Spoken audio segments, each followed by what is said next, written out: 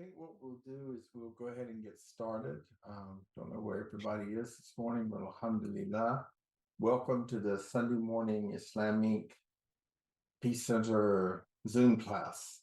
Remind myself and you that our vision is to be non-judgmental and non-castigating and non-critical, to create environments that are nurturing, that comfort us, that edify us, that exhort us and build us up, not environments that tear us down. So just always like to remind myself of that vision and to call people to the true and peaceful message of Islam. And speaking in that context, we had 30 students yesterday, approximately 30, somewhere around that, from Bethune-Cookman University. And they came to hear my khutbah on domestic violence. And then after that, they joined me for questions and answers. And in light of that, when we talk about joys and concerns, I would like you all to pray for Miguel. Miguel came to me the Sunday of our Interfaith and Community Resource event, just walked into the masjid, young man searching, and we began to have a dialogue. He's done quite a bit of searching, alhamdulillah. And he asked me this week if he thought he'd be able to find a wife as a Muslim. And so interestingly enough, he must be pretty inclined toward Islam. So please pray that Allah will guide him. Concerns, we still want to pray for our brothers and sisters in Palestine and Kashmir and many places in the world, but particularly right now, of course, our focus is on Palestine because of the atrocity there. If you go back to the previous class, I talked about how we should handle this Islamically, what the Quran and Sunnah tell us about standing up for justice. When one member of the body aches, we all ache. And so we are all aching right now for the situation and for the folks, for our lovely brothers and sisters in Palestine. In terms of announcements, I will be doing, inshallah, a sermon on radical welcome at the Unitarian Universalist Church in Ormond Beach next Sunday, which is October the 29th, which means there will not be any class. And we will pick up the following week, inshallah. And then December the 24th, if you'd like to put it in your diary, I'll be doing Miriam, may Allah have mercy and peace on her, at the Unitarian Universalist Church in New Smyrna Beach, and that's December the 17th. It was going to be the 24th, and they changed it to December the 17th. So, alhamdulillah, nahmaduhu wa nasta'inuhu wa nastaghfiruhu wa na'udhu billahi min shururi anfusina wa min sayyiati a'malina. May yahdihillahu fala mudilla lahu wa may yudlil fala hadiya lahu. وأشهد أن لا إله إلا الله وحده لا شريك له وأشهد أن محمدا عبده ورسوله أما بعد. All praise is due to Allah. We seek Allah's help and forgiveness. We seek refuge with Allah from the evil in our soul and our bad deeds. Whom Allah guides will never be led astray, and whomever Allah leads astray, no one can guide. I bear witness that there is no God, there is no deity but Allah, the One, having no partners, and I bear witness that Muhammad sallallahu alaihi wasallam is Allah's final slave and messenger. Ya ayyuhalladhina amanu taqwallahu haqqa tuqatihi wa la tamutunna illa wa antum muslimun. O you who believe, fear Allah as Allah alone should be feared, and do not die except as Muslims in submission to Allah. يا أيها الناس اتقوا ربكم الذي خلقكم من نفس واحدة وخلق منها زوجها وبث منهما رجالا كثيرا ونساء واتقوا الله الذي تساءلون به والأرحام إن الله كان عليكم رقيبا. O people, be dutiful to your Lord who created you from one soul and created from it its mate and dispersed from both many men and women. And fear Allah, for whom you demand mutual rights, and revere the wombs that bore you. Indeed, Allah is ever over you, al-Aqib, an observer. Ya ayyuhalladhina amanu taqullaha wa qulu qawlan sadida yuslih lakum a'malakum wa yaghfir lakum dhunubakum وَمَن يُطِعِ اللَّهَ وَرَسُولَهُ فَقَدْ فَازَ فَوْزًا عَظِيمًا. O you who have believed, fear Allah and speak words of appropriate justice. Allah will then amend for you your deeds and forgive you your sins. And whoever obeys Allah and Allah's messenger has certainly attained the most excellent attainment. So just a little short review. In the last class, we discussed how the Quran and Sunnah enjoins us to behave during this attack on Philistine. It's not a conflict. It's an out-and-out war against and genocide against one group of people. Then we discussed the concept of being a Musafir, a traveler, in Islamic prayer and the practice of qasr, the practice of shortening prayers, so that we know that when we travel, what we've learned so far is that when we get well beyond our city, and we know that some scholars had brought the figure 48 miles, and we talked about, and I taught you how the scholars came up with that figure and how complicated it was. And we ended up understanding that we all know when we're traveling, we all know when we're in a different modality of operation, when we have held our mail, when we have turned our hot water heater down to save money, maybe raised our air conditions so that it would not run as much while we were gone, and we pack a suitcase. That's sort of what it means for us when we're truly traveling. We're not traveling when I run over to Orlando, the south side, and it might be 48.5 miles, but I'm going to be back in 3 or 4 hours, 5 hours, 6 hours. We agreed pretty much based on scholarly works that this would not really be the spirit of a mufasir, of a traveler. So we emphasize that being a traveler is not solely determined by distance, but also by intention, cultural habits, and daily routine. So we talked about very wealthy people who live in New Jersey and they helicopter into the city every day. That's not traveling for them because it's their daily routine, but for someone who might come into the city and that's not where they live and it's some difficulty, and they're actually working strenuously or something when they get there, that would not be considered a musafir. And we gave you examples from the time of the Prophet sallallahu alaihi wasallam. Qasr should begin when one leaves one city or the area of their residence. As we said, we learned that the practice of a traveler praying behind a resident versus a traveler.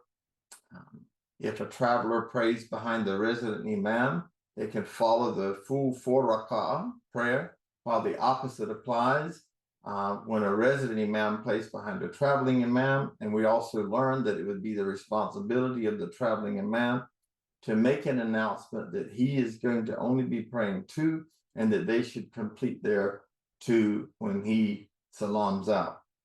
And so the next point that we are going to talk about and examine in our efforts to teach you just how involved fiqh is.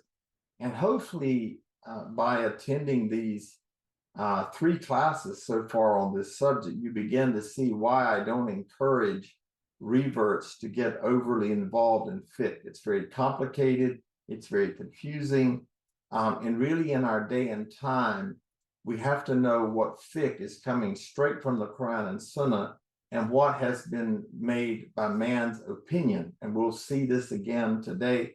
And it'll take another class for me to be able to finish the whole subject matter.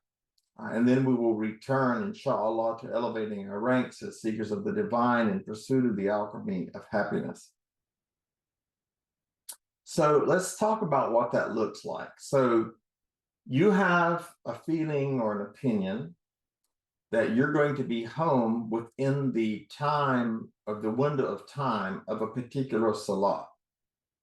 So let's just hypothetically say that Maghrib comes in at 7 p.m. and you know that you'll be home by 6 and you're a traveler. So you go ahead and you pray your Dhuhr and Asr at home because you got there in that time. You could. However, since you were a traveler, you could also stop on the road and pray. if safe, because the world is a masjid. The world is our masjid. So you have an option, and it is completely up to you. If you choose to stop, you will still be a Musafir, and you would pray 2 rakats for Dhuhr and 2 rakats for Asr. But however, if you do get home, then you are no longer a Musafir, and even though you are forgiven for the qasr, as we are going to combine 2, now that you're home, you must pray 4. Okay. So if you stop on the road, even though you could make it home in time, it is permissible because you are still on your way back to where you started from. And why is that?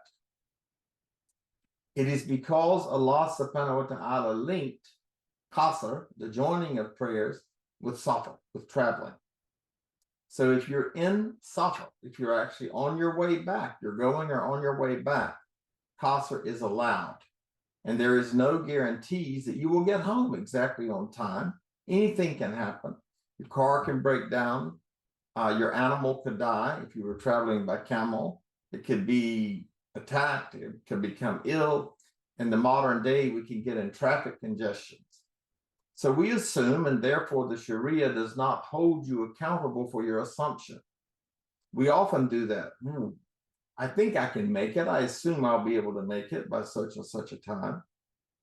So if you are safar, you're a traveler, then you do qasr, and if you get home, you no longer have the concession of qasr, as you are no longer a musafir. You're no longer a traveler. Now, the next question that we need to know is, how long can I perform qasr? If I'm traveling, how long can I shorten my prayer? And there are going to be 2 scenarios that I'm going to explain to you to hopefully help you understand this. And it's a long question, and it's really a big issue today. So as I said, I'll divide it into 2 scenarios. The first scenario is about when we have arrived at our temporary destination. Now, we're not talking about being en route anymore. The being en route is settled. That's very clear. But we now arrive at our destination. So I traveled and I went to California, and that's not my permanent residence. How long do I remain a traveler? So you're walking or riding on camels. There is no question about the time frame for safar itself. These days, it takes about 14 hours and 10 minutes to take a direct flight from Orlando to Mecca on Emirates Airlines, and it covers 4,808 miles. Yet, if you look at the fiqh and you look at the ahadith, the context of those ahadith, it took those people 2.5 to 3 months to walk or ride by camel. So we don't have the same circumstances.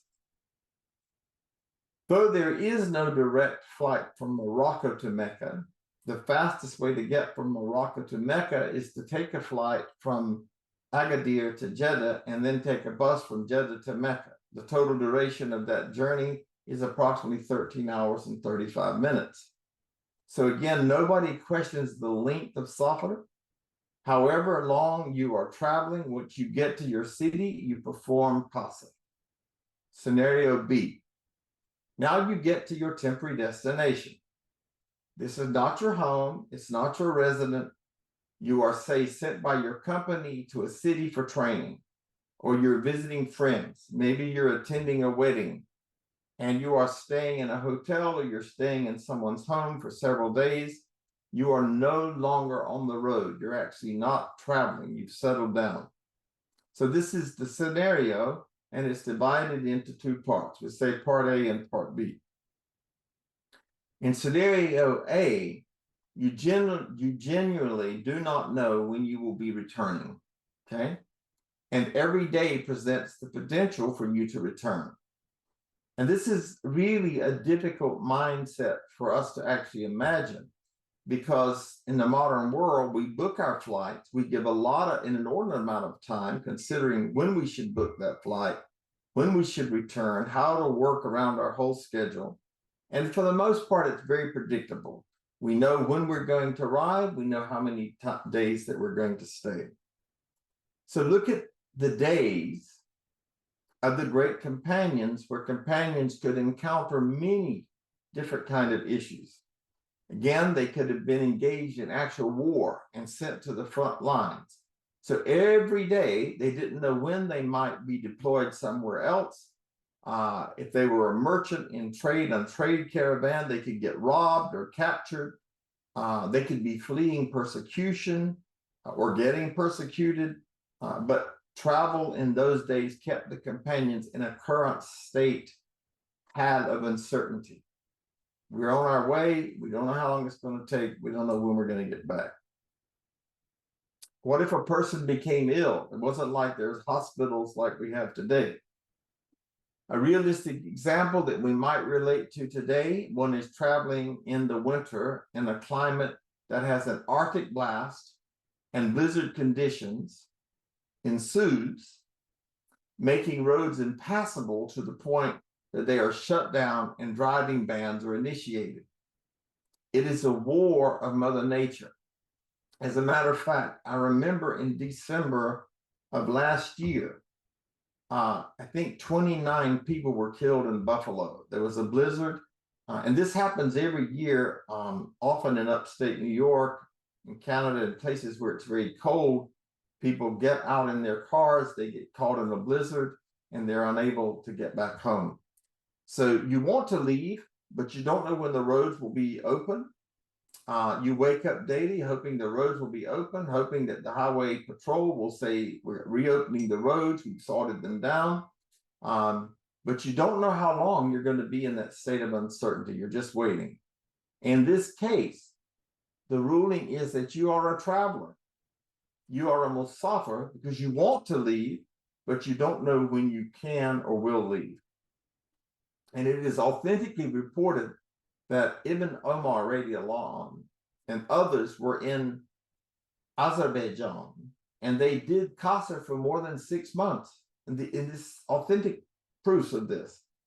Some say the Sahaba did Qasr for 2 years on the battlefield. The battlefield means they were on the front lines, moving here, moving there. They were not residents in that place where they were doing war. They were there for a specific purpose, to defend the faith and the people of the faith.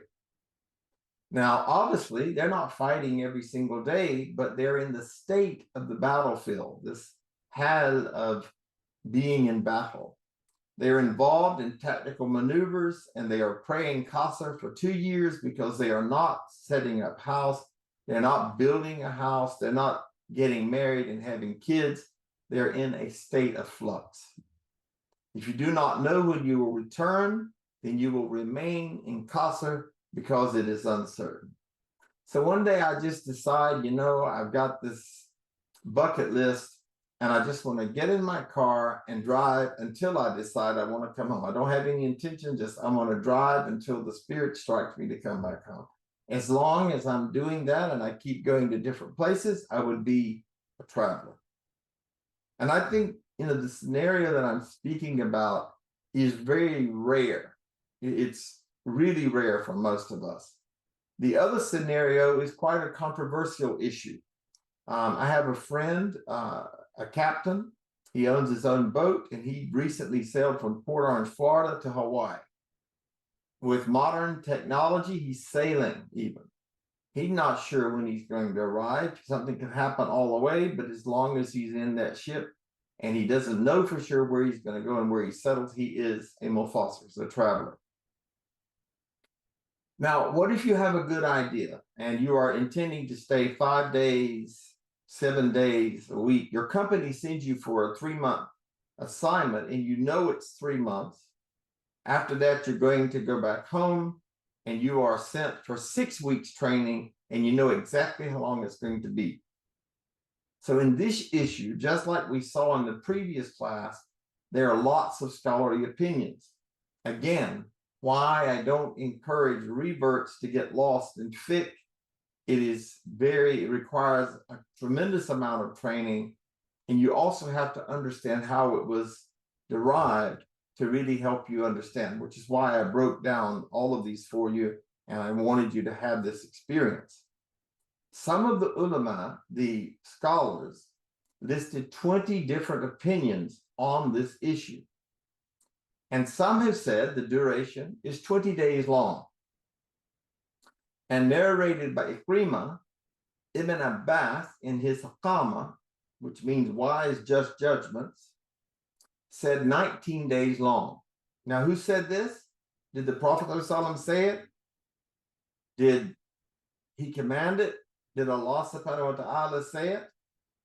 Once I prayed, he said, with the Prophet for 19 days, sallallahu alaihi wasallam.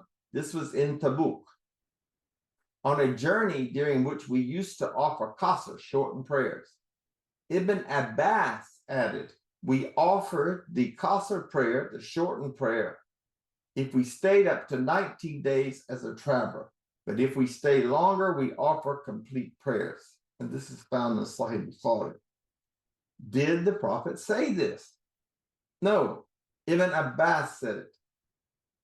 He is deriving this from Tabuk. He stayed there 19 days performing qasr. So that is the limit that he derived. Other scholars have had 17, 13, 12, 10, 3 days, and one scholar said 1 day. So in early Islam already, we had over 20 opinions about how long one can pray qasr. And all these opinions are trying to derive from the life of the Prophet ﷺ, who did not state in number explicitly about how long one may continue to do qasr, to shorten their prayers before transitioning to your habitation or residence. Next, we come to the famous books of ahadith, where there is nothing addressing this whatsoever. And this is why when, as revert, someone comes up and tells you haram or halal, you want to ask them immediately, could you mind giving me the dalil? Could you please give me the proof from that? We do not follow blindly. We have proofs. And then when we give an opinion or a fatwa, we give why and where we got that fatwa from. And this is not from Allah, and it's not from his messenger. This is from Anas. So like we explicitly found Anas deriving when he said, I accompanied the Prophet ﷺ, and for 19 days we did qasr. So I have derived from this that if I travel for 19 days, I will perform qasr. And if it is more than 19 days, I will not perform qasr. I will not shorten the prayer. So he got this answer from one specific incident, but it was not given as a command. He observed it, so therefore he followed that. And we have to recognize, and I have prayed for years that scholarship in Islam would really resurface. Once upon a time, fiqh development was much more vibrant, and the ulama, the scholars or guardians, transmitters, and interpreters of religious knowledge were giving their positions actively. And then we had this era of flourishing of the madhabs, which I deem by Allah, and this is just an opinion, but I deem by Allah that this actually eroded scholarship, because a lot of the teachers began to just be clones of their teachers. So whatever their teacher said, that's what they taught. They never got to the point where they were willing to have open thinking, open mind, free thinking, which is allowed in Islam, to think about that ahadith in the context of the modern world we live in. And then there was the era of codification, where the Quran was put together, and the, I will call it ossification, where the process had become rigid or fixed, and attitudes and positions kept developing. So people wanted to be right, and they were more concerned with their opinions sometimes, or making sure they defended their teacher, than they were looking at the context in the modern world. So what happens out of these 20 opinions? Essentially, only 2 make their way into the madhabs. And again, fiqh had different stages, and the madhabs basically evolved and codified issues, making things easier in many ways, but at the same time, they had their fixed positions, which were specific to the era and culture and routine of those people. So what happened? We ended up being left with 2 major camps here. The first camp, interestingly enough, is the Hanafi, Shafi, and Maliki schools. Essentially, all these say that Qasr is only done for 3 days. Now remember, this is once I get to a place, I know I'm going there. I'm not going to be a resident there, but I know how long I'm staying there. If you know you're going to be staying in a place for more than 3 days, then you no longer perform qasr. Now let's sort of play this out. I'm going to take a family vacation. I'm going to the mountains. I'm going to stay 3 days into the mountains. And so I can pray qasr because it's not more than the 3 days based on this. Then I'm going to drive and I'm going to go up to see Niagara Falls. And I'm going to stay for 3 days. And then I want to go over and see the 5 Great Lakes, and I go to Chicago or Michigan, somewhere like that. I am traveling still. If you know you're going to be staying in a place for more than 3 days, according to this position, and I'm going to give you some more, you will no longer perform qasr. That's the Hanafi, Shafi, and Maliki schools. Now, technically speaking, the Hanbalis actually say 20 salah. And they would literally count forward 20 salah, whereas the Shafi'is said you ignore the day of travel. Basically, it is 3 days. The issue of the Hanbalis, Shafis, and Malikis say that once you go to the 4th day, then you become a mukim, which is a resident or an inhabitant. Now, if you think about mukim, you may sort of hear that it sounds like maqam. And you've heard me often talk about the maqam, the station that we're in. And so it'll also help you understand this word at a deeper level, because the word maqam is also the maqam Ibrahim. And so the triliteral root here tells you some very deep, beautiful meanings about the Arabic language. And so the maqam Ibrahim is this small square inside a glass and metal enclosure, which is the imprint of Ibrahim A.S.L.A.M's feet. And when you go to Hajj or Umrah, you actually see this. You get to witness this, the maqam Ibrahim, the station, the place where Ibrahim A.S.L.A.M stood. Prophet Ibrahim, biblical Abraham, is said to have stood on this stone during the construction of the upper parts of the Kaaba, raising Ishmael on his shoulders for the uppermost parts. So this is the resident of that space. You will see it again when you go to Hajj and Umrah.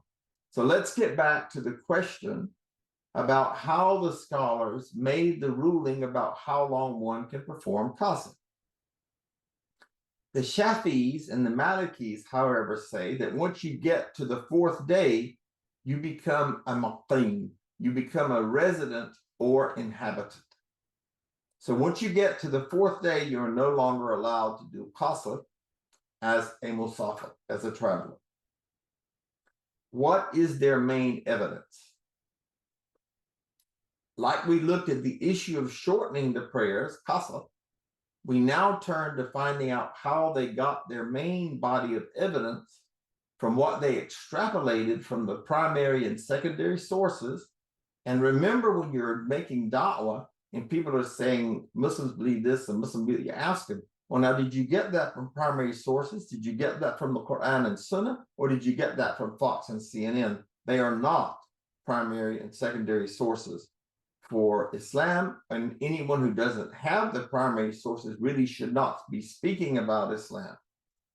The Hanbalis bring forth this hadith from Dawood, may Allah be pleased with him, that says the Prophet ﷺ arrived in Mecca. Now listen to the context. He arrived in Mecca to perform Hajj.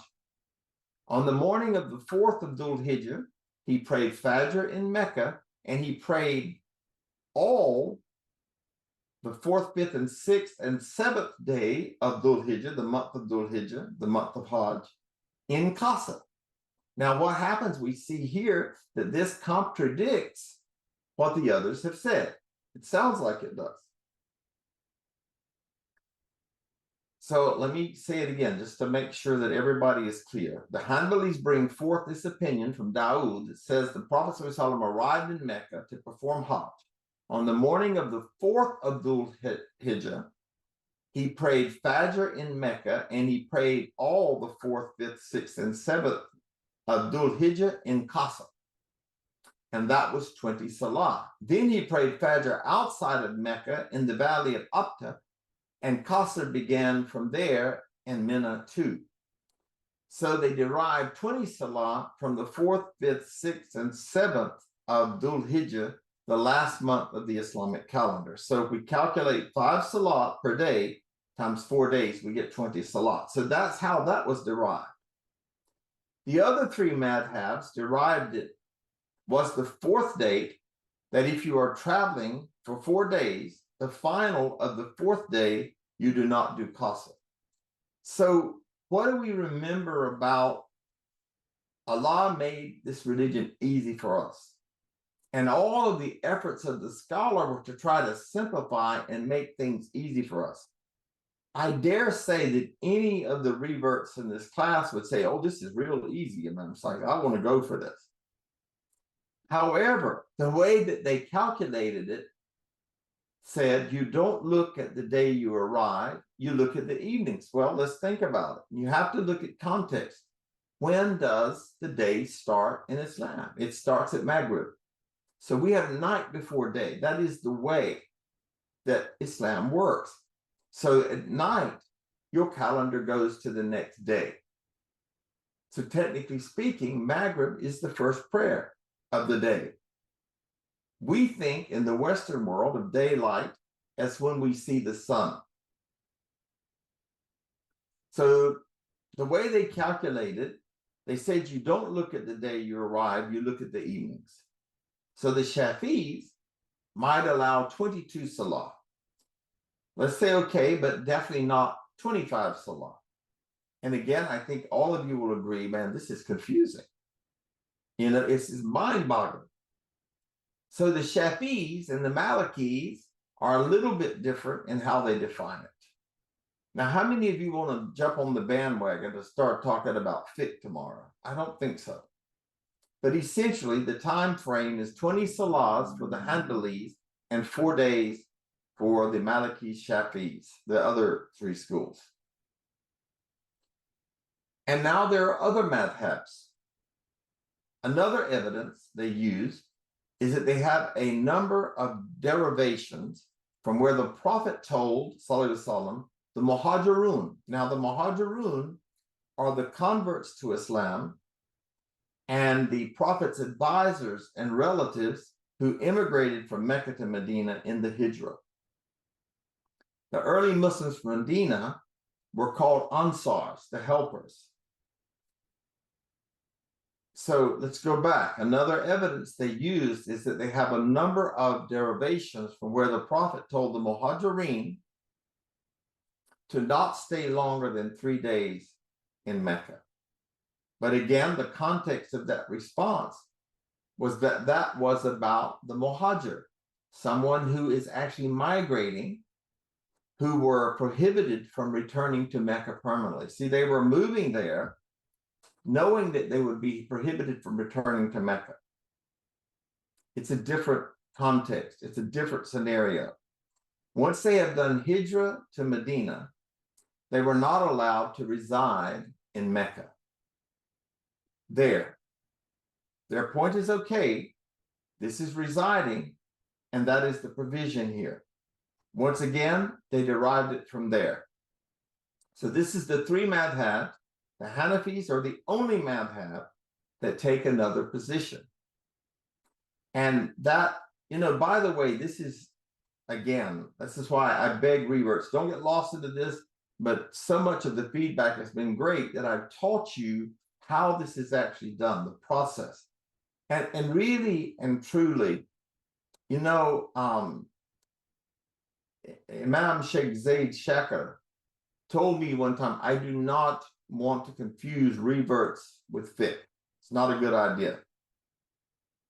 Another thing, for example, is that Imam Hanafi said, if you notice that you're in the masjid on Friday prayer, and they finish the Fatiha, you hear some people say, Ameen, real loud. Sometimes you look like they're trying to see how loud they can say it. This is the Shafi way. Imam Hanafi said that you should not say it any louder than the person beside you can hear it. So here we have two opinions. Did Allah say it? Did the messenger say it? No. A righteous, perhaps, predecessor said it. Now, the Hanafi madhab took this other position, and that is 15 days, and they don't have any explicit evidence for 15. But they make qiyas. Now, qiyas is deductive analogy. So I take this hadith, I take this hadith, I take these verses from the Quran, and I deduce from certain information. Now, the process of deductive analogy, in which the teachings of the hadith are compared and contrasted with those of the Quran in order to apply a known injunction, which is called a nas, to a new circumstance and create a new injunction relying upon various things which are not directly related. For example, the maximum number of dhuhr days of the Lady of Khair, which is not exactly related to Salah. This was the lady who was traveling, but they somehow derived from this that one can stay 15 days, and so on the 16th day, if you're going to stay 16 days or more, then one is not allowed to perform qasr, one must perform the full Salah. And now that we're totally confused, I just want you to understand why. I want you to see how scholars derive things, and I want you to see how we need in the modern day to raise up scholars, to encourage people, to converts, to go to study in Egypt at Al-Azhar, to study at the great Islamic universities, and then to do what is called fiqh al-aqliyat, the fiqh of minorities, so that we look at the situation we live in and we take all of this stuff and we make fatwas applicable to the modern world. We will always have these choices, and people will do things differently, and that's actually allowed in Islam, and that's one to remember, that's God's favor on us. So if you've seen for yourself that the numbers people are taking are extrapolations, they are not explicit. So whoever wishes to follow their madhab, that's fine, that's okay. I can see benefit in following a madhab to be united as a community, but I am not a fanatical follower. And I'll give you an example. You know, we can almost always count on being criticized if you go to the masjid, generally speaking. So just last week, when I was doing the event on Sunday, we did a 10 minutes of silence where we left the conference and we had the Muslim dhuhr, and then we came back. I did not want to leave the 4 people that happened to be praying. So I wanted to be polite, and I said, Taqabbalallah. Now, you all know that I've taught you that that is the authentic hadith that we say at the end of Ramadan. May Allah accept it from you and from us. However, it is not from the authentic sunnah that we should say it after the 5 salah. And just because it's not from the sunnah doesn't mean it's haram. So I said Taqabbalallah. And the brother said, oh, what madhab do you follow? You must be Shafi. And I said, well, my teacher was Shafi, but I'm not a fanatical follower of madhabs. He said, it's not anywhere from the sunnah to say Taqabbalallah. And I said, yes, I'm aware of this. I needed to get back in my conference, and I was just trying to find proper adab, a nice way of leaving this small group. And I said, but the one thing I can count on is being criticized if I come here. So I don't think it's healthy for every single issue, especially when it comes to issues of living in modernity, can be based on a ruling that simply doesn't take our culture and our lifestyle in, you know, the way that we live now into the equation. Sheikh Taha Jabra al-Alwani my beloved teacher, mentor, who passed away in March of 2016, was a luminary. He was a pioneer and a visionary. He started the IIIT, which was the International Intellectual, I can't remember the full name, but you can look it up on the computer. Scholarly works, many of them addressing fiqh al-aqliyat, the fiqh minorities. Dr. Alwani's fatwas on current issues drew the ire of some scholars who were bent on repeating rigidly the static rulings of the past without any regard for changing circumstance and times. His fatwas and articles served as examples for scholars living in the West. He did not simply regurgitate statements from books, but rather rework them considering new circumstances.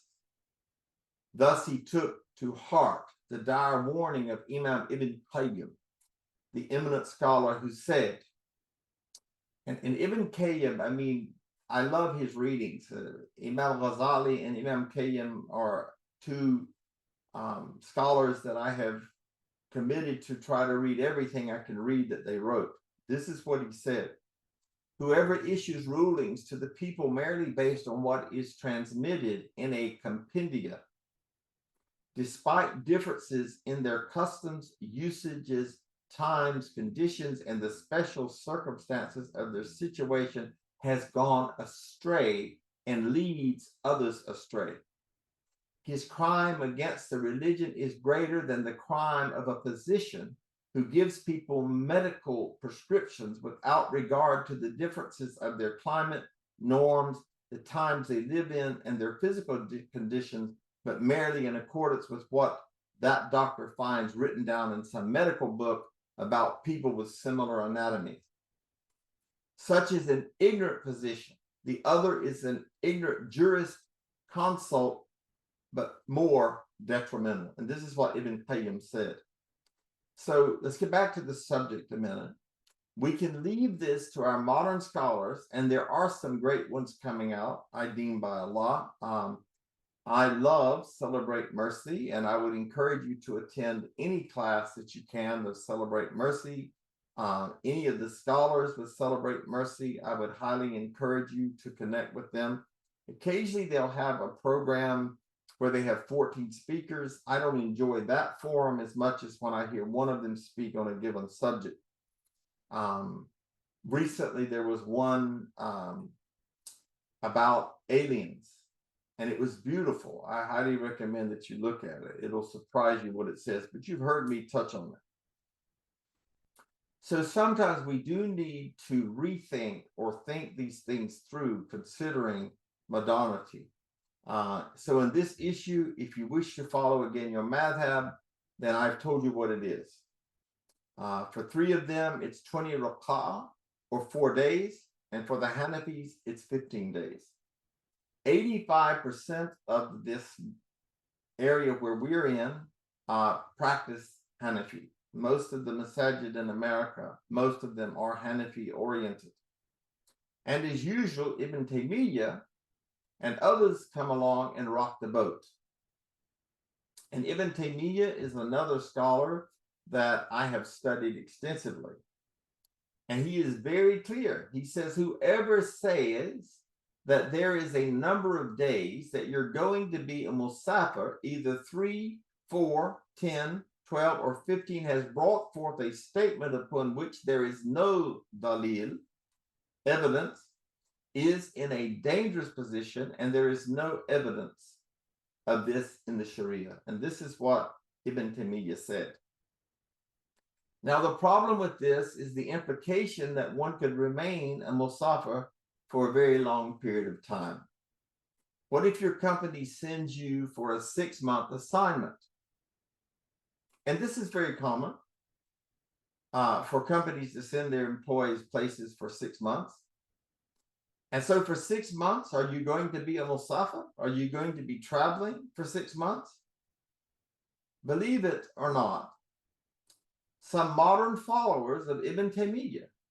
Now remember, Ibn Taymiyyah is not the Prophet ﷺ, including our dear Sheikh and teacher Ibn al-Uthay al-Tamimi, who passed away in 2001, Allah clearly gave this fatwa.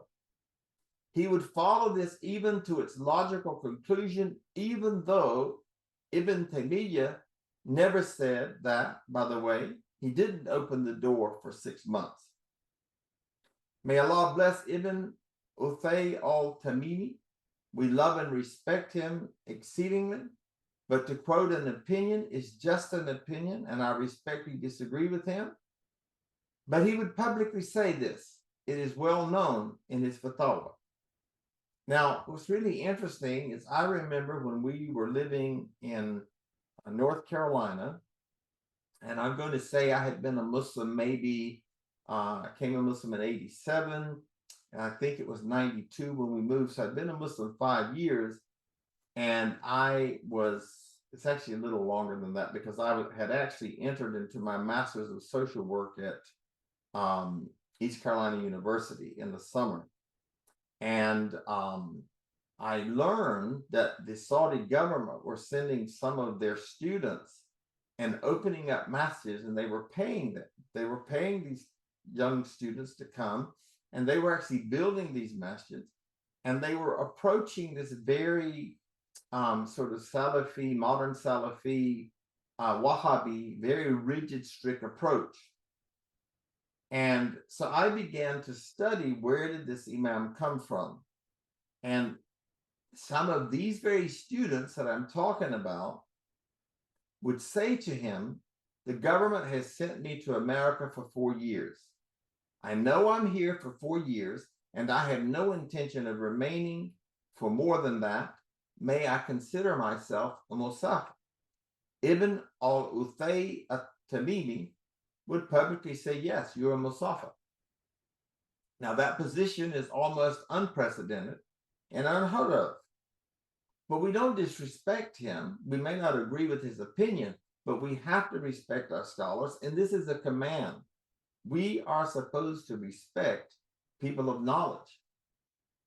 But it is a logical conclusion if you go the full way. Ibn Taymiyyah himself did not go that far. Ibn Taymiyyah is very clear. Somebody asked him, and I have the reference here, that I intend to stay in the city for more, or at least for 1 month, and then I plan to return. Ibn Taymiyyah said, the better opinion for you, the safer position for you, is that you do not do qasr for more than 1 month. Did the Prophet ﷺ say that? No, Ibn Taymiyyah said that. You pray the full 4 rak'ah for 1 month. This is explicit. Like this is too long.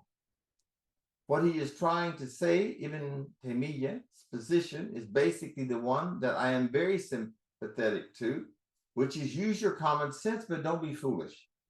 And this goes back to the same way. How could they measure 48 miles on a camel? Wasn't possible.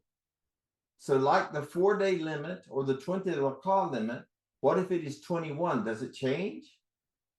No, it doesn't make sense. It's too hardcore. It's not balanced. The demarcation is too black and white. Now, the defense of the fuqaha, the scholars, is that we want that demarcation to be black and white. Explicitly, we open the door of confusion. And they are right. It does open the doors of confusion.